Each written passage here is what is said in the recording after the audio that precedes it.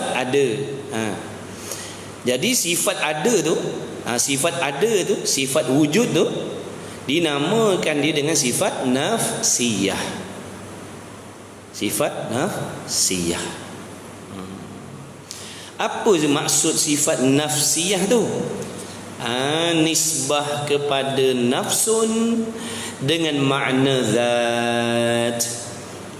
Kerana tiada melazim ia sifat nafsiyah ataupun sifat wujud, tiada melazim melainkan akan zat. Maksudnya gini, dia tak boleh laju-laju ni, perlahan. Sifat nafsiyah ni sifat ada tu. Ada. Kita selalu tak sebut ada. Selalu lah sebut ada. Ada tu sifat. Kita kata kawan kita ada tak? Zaid ada tak? Tu ada. Jadi ada tu nafsiyah, sifat nafsiyah. Apa maksud sifat nafsiyah ni? Mudah kita nak faham, nak mendekatkan kepahaman kita. Sifat nafsiyah ni, sifat ada tu adalah suatu sifat yang nak menunjukkan diri benda. Diri benda yang kita kata ada tu.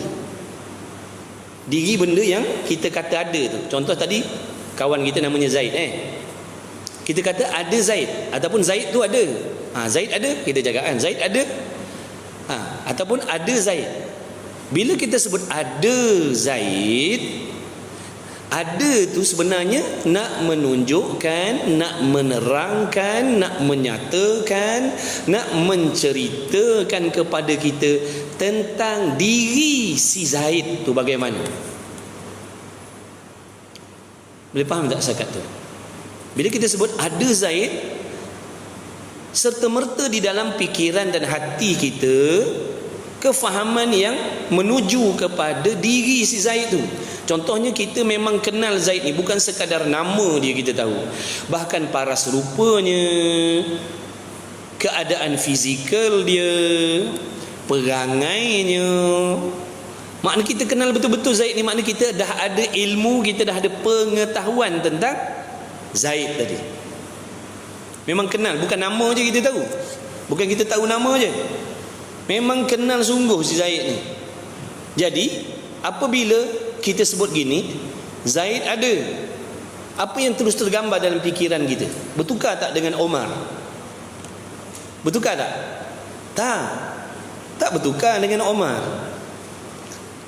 Tak bertukar dengan Omar. Sebab bila kita sebut ada Zaid, sifat ada tu nak menunjukkan, nak menerangkan tentang diri zat si Zaid tu bagaimana.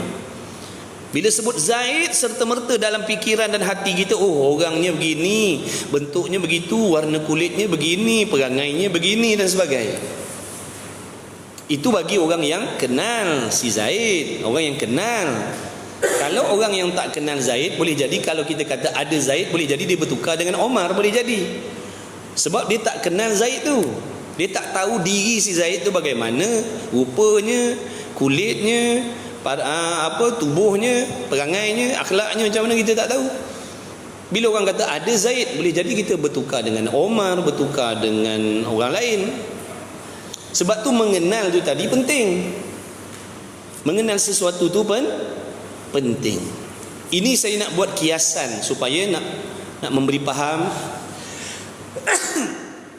Saya nak buat kiasan macam tu, perumpamaan tu nak mendekatkan faham, nak menerangkan nafsiyah tadi tu. Nak menerangkan nafsiyah tu apa benda? Sifat nafsiyah, sifat ada. Ada tu sifat nafsiyah namanya. Kenapa dipanggil sifat nafsiyah? Kerana nafsiyah ni maksudnya sifat yang nak menunjukkan zat. Nafsiyah, sifat yang nak menunjukkan zat, sifat yang nak menunjukkan diri sesuatu, sifat yang nak menceritakan tentang diri sesuatu, sifat yang nak menggambarkan tentang diri sesuatu. Jadi kalau kita sebut ada Zaid, maknanya nak menceritakan tentang zat ataupun diri si Zaid itu bagaimana. Boleh tak?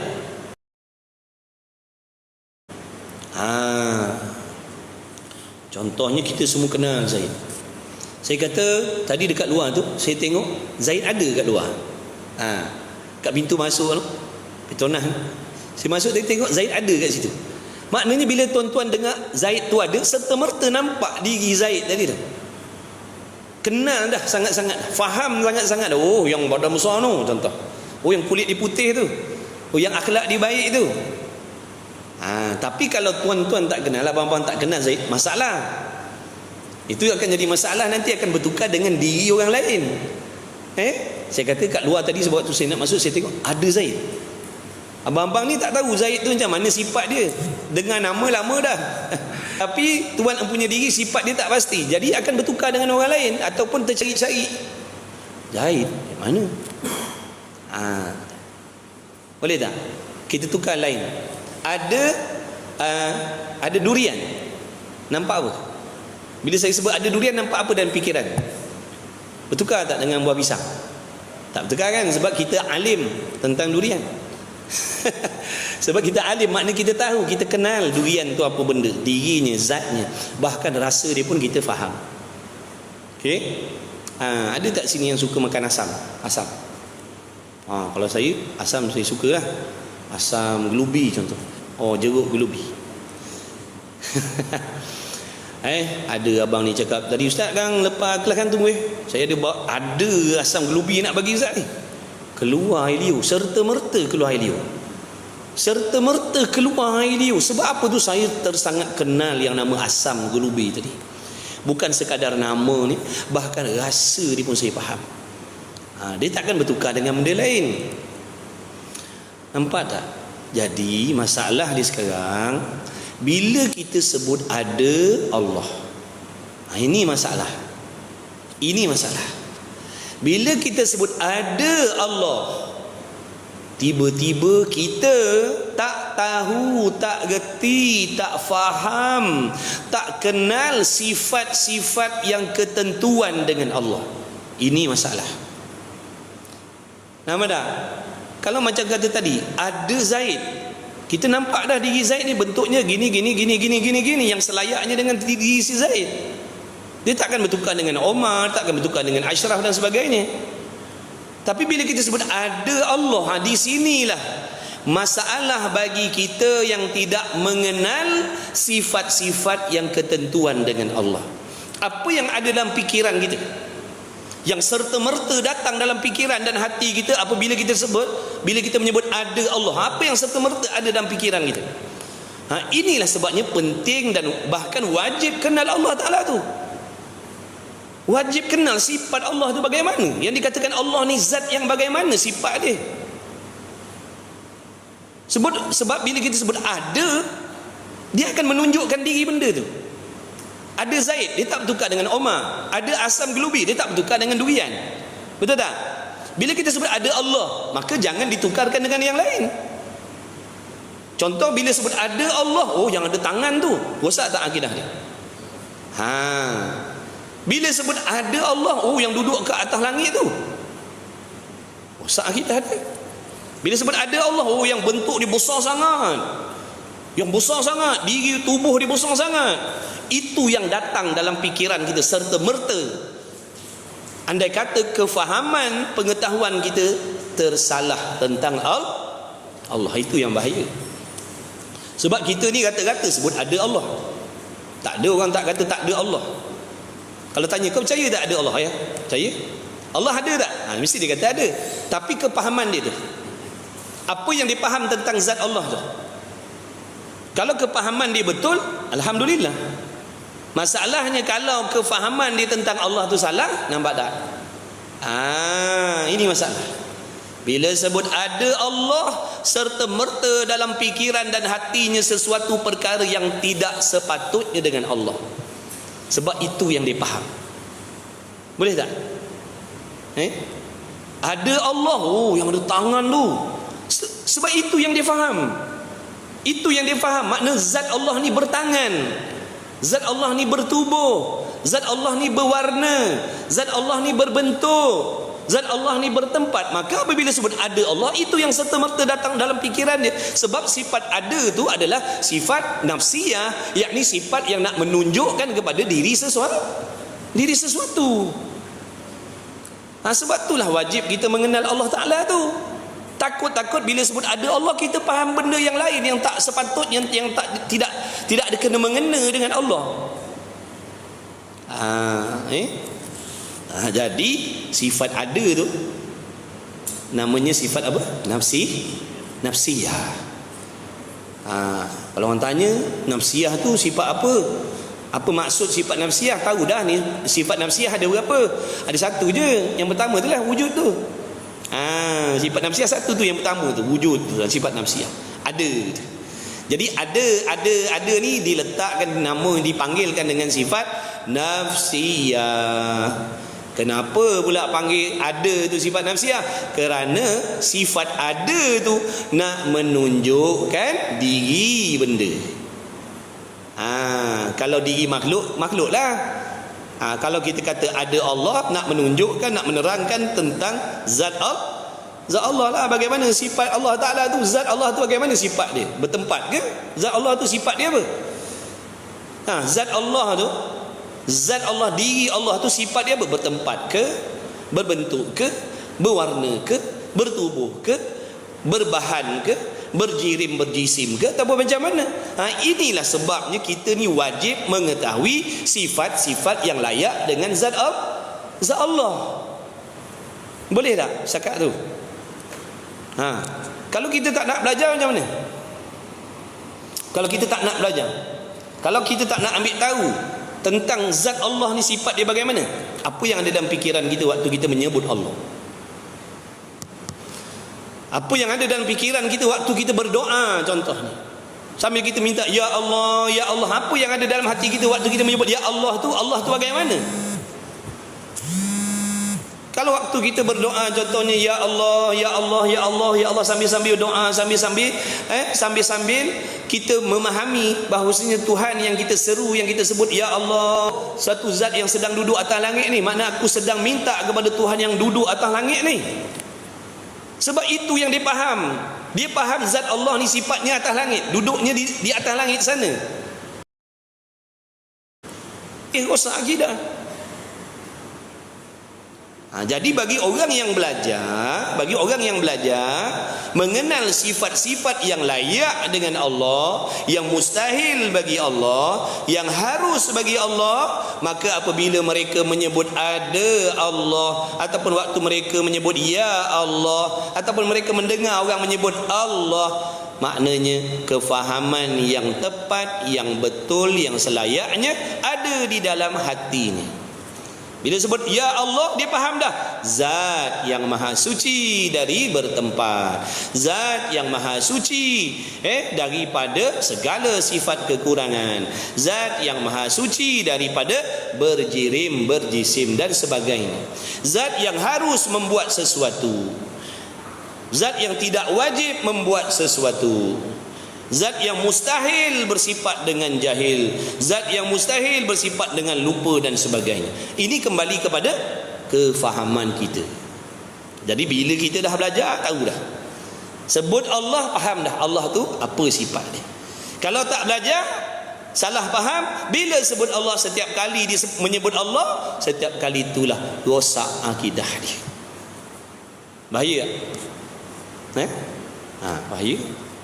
Tapi orang tak peduli ilmu ni. Orang tak peduli nak ngaji ilmu ni. Dia bila tahu Allah tu Tuhan dah, tu je. Kira dah kenal Tuhan dah tu. Sebab tu ramai tak nak mengaji ilmu sifat 20 ni. Sebab masing-masing dah merasakan diri dah kenal. Diri dah faham. Tak nak ambil tahu dah. Tiba-tiba bila sebut, tiap kali sebut Allah, ada Allah, itulah pegangan dalam hati. Na'udzubillah min zalik. Ini yang Imam Ghazali kata, kalau kita ni jahil, tak nak belajar, tak nak mengaji, belagak sombong, belagak pandai, berasa macam dah faham, setiap kali kita beribadat, setiap kali tu kita buat benda yang merosakkan ibadat kita tanpa kita sedar. Setiap kali beribadat, setiap kali tu juga buat benda yang menjahanamkan ibadat dia tanpa dia tahu. Sebab sangkaan ni betul lah. Sangkaan dia betul dah pegangan dia terhadap Allah begitu. Rupanya sesat fahaman tu. Rupanya sesat pegangan dia. Sebab tu bahaya. Sifat jahil agama ni bahaya. Bahaya sangat-sangat. Bahaya sangat-sangat. Bukan sikit-sikit bahaya. Maka beruntung dan bertuahlah orang-orang yang Allah pilih belajar. Wajib kita bersyukur apabila Allah pilih kita belajar. Tu tanda Allah nak menyelamatkan kita. Kita ni banyak sifat kita ni yang menyebabkan kita tak nak belajar ni, sifat sombong. Satu lagi ujub. Ujub ni perasan dah tahu, sebab tu kita tak nak ambil tahu. Buat apa aku nak belajar, aku kan tak tahu. Padahal memang tak tahu pun. Padahal memang tak tahu pun. Tahu nama Tuhan je. Tapi sifat yang layak, yang mesti ada pada Allah, apa sifat? Bila sebut Allah, apa sifat dia? Entahlah. Ini banyak ni penyakit hati kita ni. Penyakit hati, ujub, perasan pandai, perasan tahu, perasan faham. Dia kata, alah, ilmu tauhid ni aku tak belajar pun tak apa. Bukan ada apa pun. Apa faedah belajar ilmu suludin? Allah, kalau kamu tak nak belajar, pegangan dan kepahaman kamu betul, tak apa, tak ada masalah. Yang disuruh belajar ni sebab nak pastikan balik betul ke salah pegangan kita tu. Dengan kita tak belajar, kita tak pasti betul ke selama ni yang kita faham tu. Kalau kata betul, mana bukti betul? Kalau kita kata pahaman aku sebelum ni, yang aku pegang selama ni, walaupun aku tak belajar betul, mana bukti betul? Kita ikut siapa? Pegangan kita dalam ni ikut siapa? Siapa yang mengatakan begitu? Ambil daripada mana? Kalau tak mengaji, ambil daripada mana? Ngaji lah, jangan sombong. Kita ni bukannya pandai. Semua tak pandai. Tapi kita ni kalau dah tak nak belajar, memang taknya pandai sampai bila lah. Ngaji lah.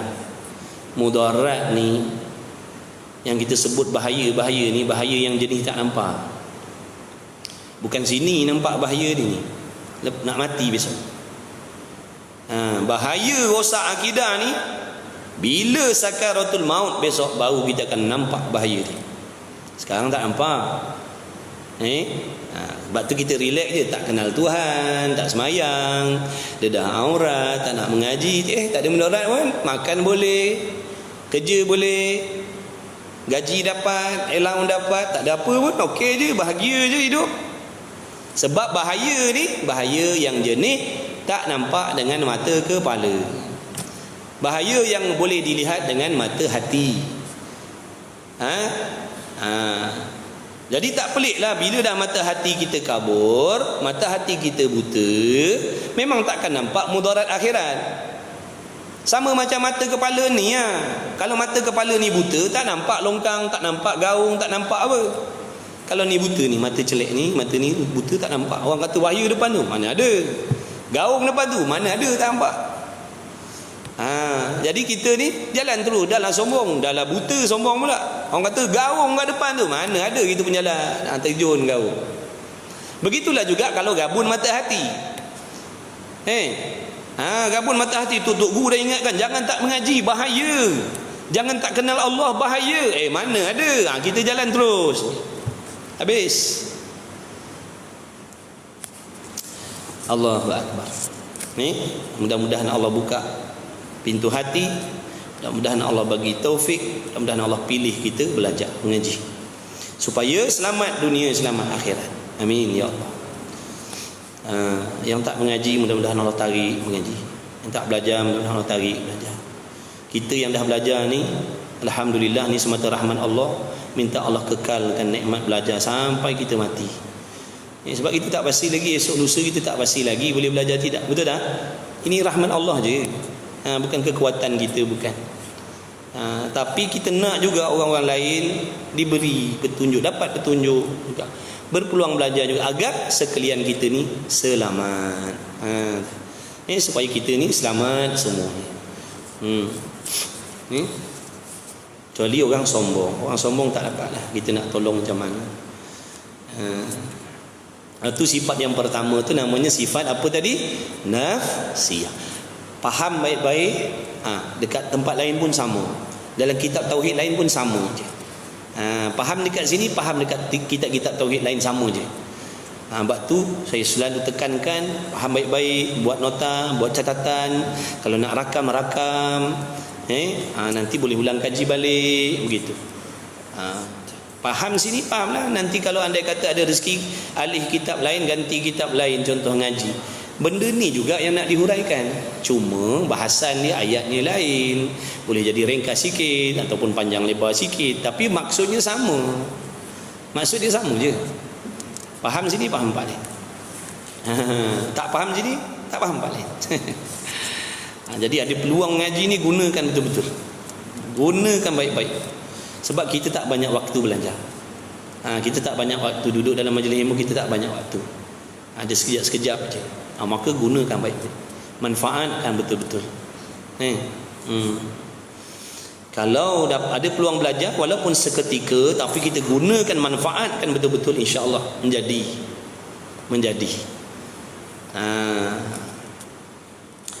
Okey, itu yang pertama, namanya sifat apa tadi? Nafsiyah. Iaitu sifat wujud. Sifat wujud, Melayu terjemah ada. Sifat ada tu sifat nafsiyah. Sifat yang dibangsakan kepada zat, yakni sifat yang nak menerangkan, yang nak menunjukkan, yang nak menyatakan, yang nak menceritakan tentang diri sesuatu. Kalau sebut durian, nak ceritakan ada durian, nak menceritakan tentang diri durian tu. Macam mana diri durian tu? Apa sifat durian? Diri asam gelubi. Ada asam gelubi, nak ceritakan tentang diri ataupun sifat asam gelubi macam mana. Habis. Dan yang 5 kemudian daripadanya, 5 selepas daripada wujud itulah. Dan yang 5 kemudian makna yang selepas. Dan yang 5 kemudian, yakni yang selepas daripada sifat nafsiyah tu, ataupun daripada sifat wujud, dipanggil sifat salbiyah pula. Dipanggil sifat salbiyah pula. 5 tu lepas daripada wujud apa? Qidam, baqa, mukhalafatu ta'ala lil hawadith, qiyamu ta'ala bi nafsi, dan wahdaniyah.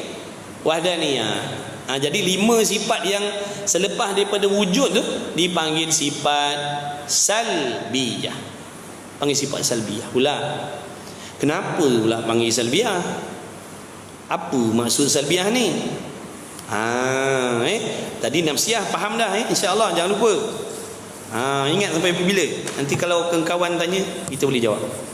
Sambil tunggu tarik sampai kawan kita tanya, terdengarlah sifat nafsiyah, apa benda nafsiyah ni? Nafsiyah ni bla bla bla bla bla bla. Dah faham? Tak faham tak apa. Nanti ngaji lagi. Sebab tu kena ngaji ulang-ulang. Bukan suruh ngaji sekali. Ngaji ulang-ulang. Tak faham hari ni boleh jadi esok lusa lah bagi faham. Walaupun tak faham, dapat pahala, ampun dosa, Allah redha. Banyak kelebihan belajar. Walaupun tak faham, dapat pahala ngaji. Walaupun tak faham, diampun dosa oleh Allah. Walaupun tak faham, buat benda yang Allah redha. Jadi rugi kalau kita tak nak ngaji sebab tak faham, tak nak mengaji, sebab susah faham tak nak mengaji, rugi serugi-ruginya. Dan yang 5 kemudian daripada sifat wujud tu dipanggil sifat salbiyah. Qidam, baqa, mukhalafatu ta'ala lil hawadith, qiyamu ta'ala bi nafsi, wahdaniyah. Daripada qidam sampai wahdaniyah, 5 sifat ni sifat salbiyah. Dan makna salab ni ambil daripada perkataan salbiyah itulah. Sin lam ba. Salbun. Salbun. Jadi salbun tu bahasa Arab, Melayunya apa? Itu nafi. Nafi itu pun Arab juga. Melayunya apa nafi? Nafi ni makna menidakkan. Kan kita selalu cakap, kamu jangan menafikan. Kahwin Melayu Arab. Menafikan kahwin Melayu Arab itu Melayu. Nafi Arab. Lepas tu tambah Melayu balik. Menafikan. Tu. Makna kamu menidakkan. Tu menafikan. Jadi salap-salap tu makna nafi, menidakkan. Kerana tiap-tiap satu daripadanya, daripada 5 tu. Jaga nyo tu. Kerana tiap-tiap satu daripada 5 tu, kidam bakok mukhalafatu ta'ala lil hawadith qiyamu ta'ala bi nafsi wadaniyah tu, tiap-tiap satu daripada 5 ni menafikan, yakni menidakkan kekurangan daripada Allah Taala. Menidakkan. Menidakkan kekurangan pada Allah Taala. Sebab tu panggil sifat salbiyah. Okey, kita buat contoh. Dah lalu hari tu, tak apalah, kita ulang kaji balik. Apa tu masalah? Okey, kita huraikan satu-satu. Tak apa. Yang pertama, sifat salbiyah. Nanti kan terang contoh kita nampak, insya-Allah. Mudah-mudahan Allah bagi faham. Okey, yang pertama, sifat salbiyah ada 5. Yang pertama, qidam. Qidam ni bahasa Arab, kita orang Melayu tak erti. Terjemah Melayu. Allah bersifat qidam, maknanya Allah bersifat sedia kala. Betul tak? Sedia kala. Baik, sedia kala ni baru terjemahan. Allah bersifat sedia kala. Sedia kala tu terjemahan. Sedia kala, Allah bersifat sedia kala. Sedia kala tu terjemahan qidam Arab kepada Melayu. Baik, maksud dia apa? Maksud yang dikehendaki. Maksud ni makna yang dikehendaki dengan sedia kala Allah tu apa? Kita selalu dah sebut Allah sedia kala dah, Allah sedia kala dah, Allah sedia kala dah. Allah sedia kala dah tahu dah. Selalu sebut perkataan sedia kala. Apa maksud sedia kala? Itulah suruh ngaji ni. Nak bagi tahu ni. Faham tak? Allah tu sedia kala dah tahu. Baik, sedia kala tu apa? Sedia kala dah, Allah dah tahu dah. Apa benda? Sedia kala tu apa? Sedia kala lah. Duk pusing kot situ. Sedia kala lah. Tak sampai maksud lagi tu. Tak faham lagi tu. Kalau setakat sedia kala tu tak faham lagi. Sebab sedia kala tu baru terjemahan qidam. Terjemah baru. Maksud sedia kala ialah baru nak terang ni. Tidak ada permulaan. Tidak ada permulaan. Itu maksud sedia kala. Baru faham sedia kala tu apa. Kalau sedia kala tu maksudnya sedia kala tu maksudnya sedia kala. Sedia kala lah. Apa benda? Sedia kala. Tekan lagi. Dah lama dah Allah tahu. Baru tahu yang dia salah faham. Baru kita tahu yang dia salah faham dengan maksud sedia kala. Kerana sedia kala yang disifatkan pada Allah Ta'ala itu bukan bermaksud dah lama. Sedia kala yang wajib bagi Allah bersifat sedia kala bukan bermaksud dah lama. Dah lama itu sesuatu yang bersangkut paut dengan masa. Sedia macam alam ni kita kata sedia kala dah, dengan makna apa? Masanya dah lama. Kewujudan alam ni daripada tiada Allah ciptakan sampailah sekarang ni dah lama dah. Makna kewujudan alam ini bersangkut paut dengan waktu. Surau ni sedia kala dah, lama dah maksudnya surau ni, kerana bersangkut paut dengan waktu. Adakah Allah bersangkut paut dengan waktu? Tidak. Jadi yang dimaksudkan sedia kala ialah apa? Tidak ada permulaan bagi adanya Allah. Itu yang dikehendaki dengan sedia kala itu. Tidak ada permulaan. Kan ada perkataan tidak tu kan? Tidak telah nafi tadi. Tidak ada permulaan. Makna di sini kita menolak sifat yang mustahil bagi Allah Ta'ala tadi, iaitu permulaan. Permulaan tu mustahil bagi Allah. Jadi kita kata tidak ada permulaan. Menafikan barang yang tidak layak dengan Allah. Apa yang tak layak dengan Allah di sini? Permulaan. Allah ada mula ke? Tak ada. Sebab tu dinafikan, tidak ada permulaan. Tidak ada permulaan, itulah maksud sedia kala Allah Ta'ala. Atau tidak baharu. Tu. Tidak baharu. Apa maksud baharu? Sesuatu yang ada permulaan, itu masuk baharu. Baharu bermaksud sesuatu yang ada permulaan. Contoh macam kita ni bersifat baharu. Kita ni bersifat baharu sebab kita ni ada permulaan. Allah tidak baharu. Allah tidak ada permulaan. Jadi tidak baharu dan tidak ada permulaan adalah maksud sedia kala Allah. Itu dipanggil sifat salbiyah. Sifat salbiyah. InsyaAllah boleh faham kalau ngaji. Kalau nak ngaji insyaAllah boleh faham. Yang tak faham ni tak nak ngaji. Tak nak ngaji takkan faham insyaAllah. Tapi kalau ngaji lambat laun dia faham. Kita selalu sebut Allah sedia kala Allah dah tahu. Maksudnya kalau salah faham, makna kita dah meletakkan sifat makhluk pada Allah. Kalau yang kita faham Allah tu sedia kala, mana Allah dah lama ada. Mana Allah tu bersifat makhluk kalau dah lama ada. Dah lama ada sifat makhluk. Jangan disifatkan Allah dengan sifat makhluk.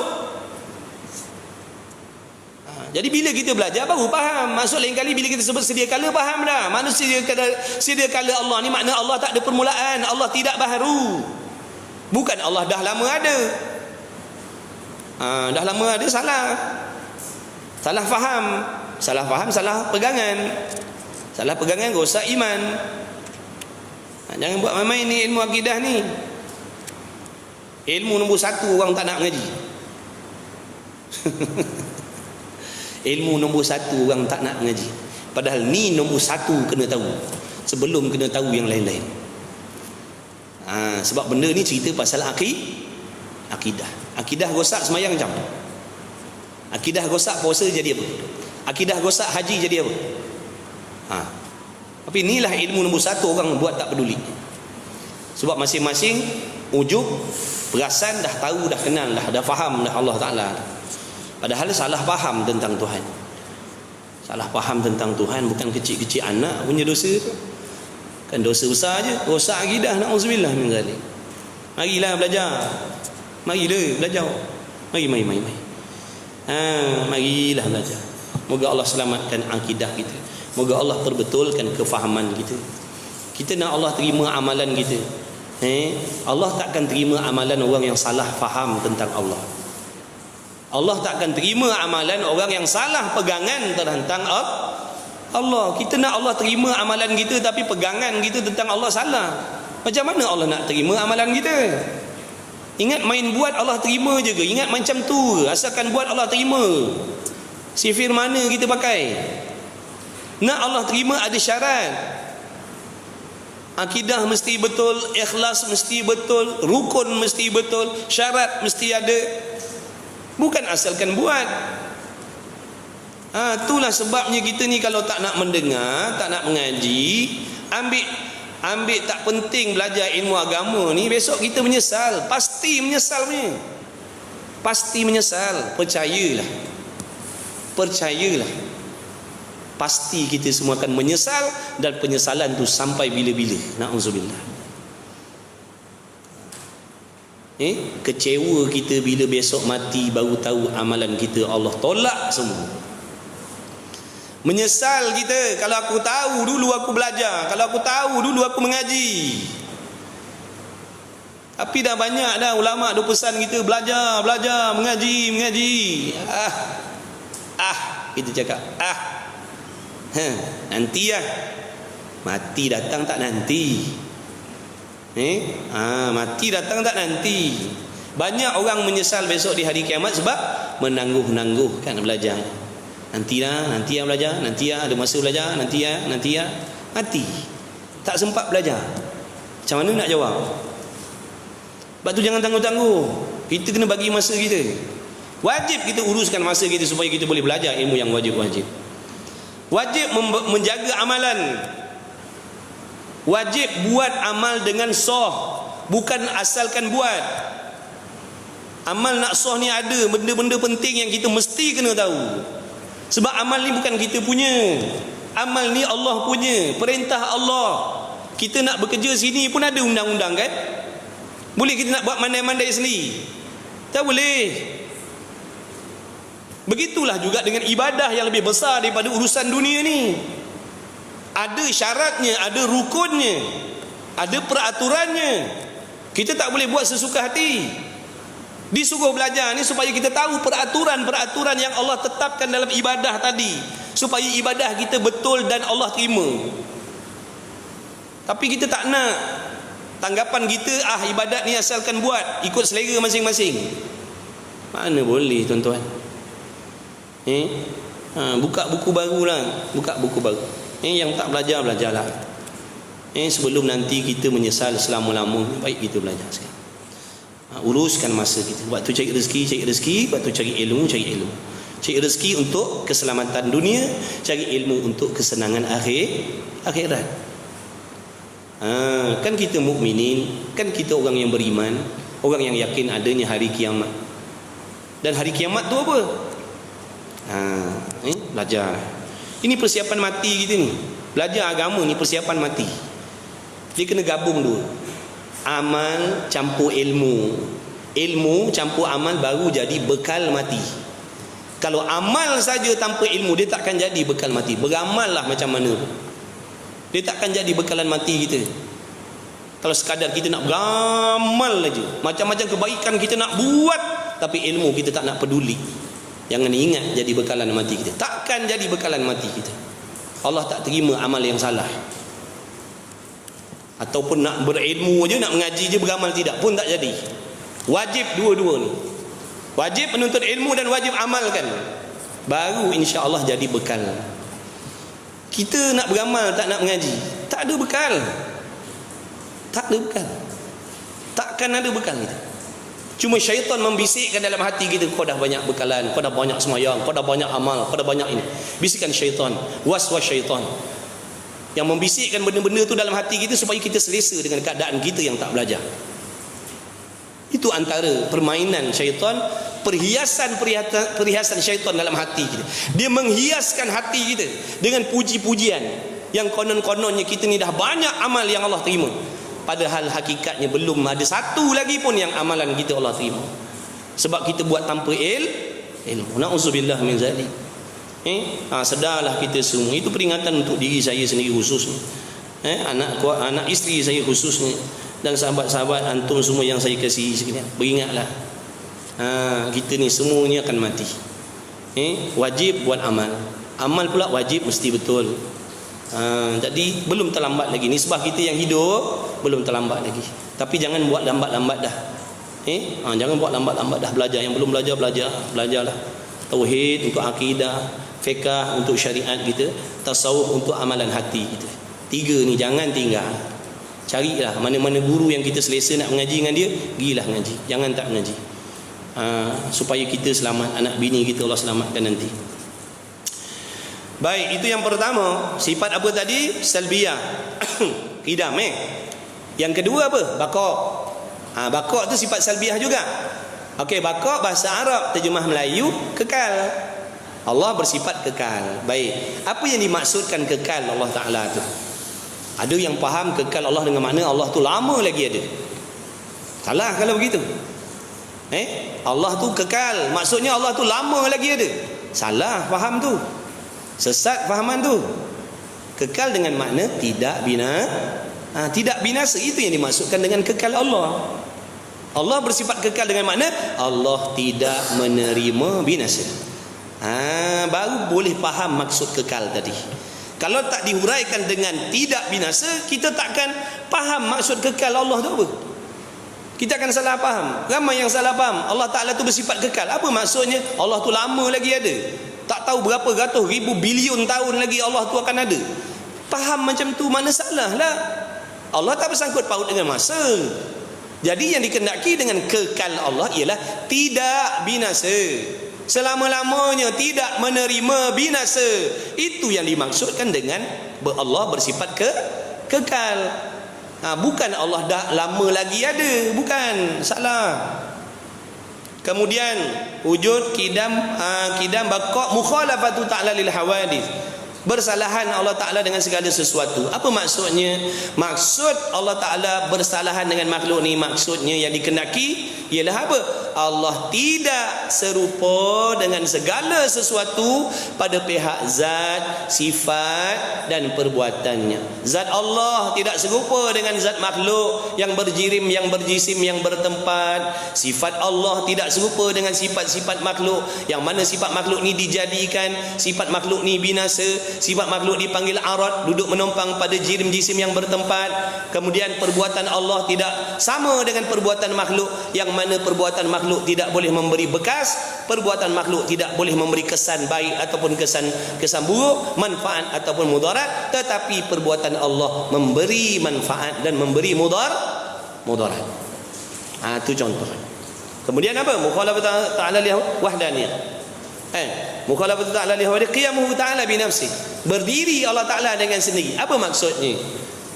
Qiyamuhu ta'ala bi nafsi, terjemah Melayu, Allah berdiri dengan sendiri. Apa maksudnya? Adakah Allah tu duduk kemudian bangun berdiri? Adakah begitu? Mustahil. Jangan faham begitu. Allah Ta'ala berdiri dengan sendiri. Apa maksud? Allah Ta'ala tu duduk bangun berdiri. Duduk berdiri tu pun dah tak kena dah. Mana boleh kita sifatkan Allah dengan duduk, dengan berdiri, dengan berjalan, dengan bergerak? Kan tadi tu mukhalafah, dia tak serupa dengan segala sesuatu. Kalau kita bergerak diam, boleh tak Allah kita nak sifatkan Allah dengan bergerak diam? Allah tu bergerak ke mana-mana. Ataupun Allah tengah duduk diam, boleh? Tak boleh. Kalau kata gitu makna menyamakan. Jadi berdiri Allah Ta'ala dengan sendiri, apa maksud? Ada dua maksud yang dikehendaki dengan Allah berdiri dengan sendiri. Yang pertama, dia tidak berkehendak kepada pencipta. Allah tidak berkehendak kepada yang menjadikan dia, kerana dialah yang menjadikan segala sesuatu. Itu maksud pertama, berdiri Allah dengan sendiri. Allah tidak berkehendak kepada yang menciptakan dia, kerana dia bukan bersifat baharu, bahkan dialah yang menciptakan segala-galanya. Itu maksud yang pertama. Maksud yang kedua, Allah Ta'ala berdiri dengan sendiri ialah apa? Dia tidak berhajat untuk menumpang sesuatu yang lain, ataupun Allah tidak berhajat untuk mengambil sebarang faedah daripada apa yang dia ciptakan dan daripada apa hukum hakam yang dia perintahkan. Itu maksud. Dua maksud ni, berdiri dengan sendiri.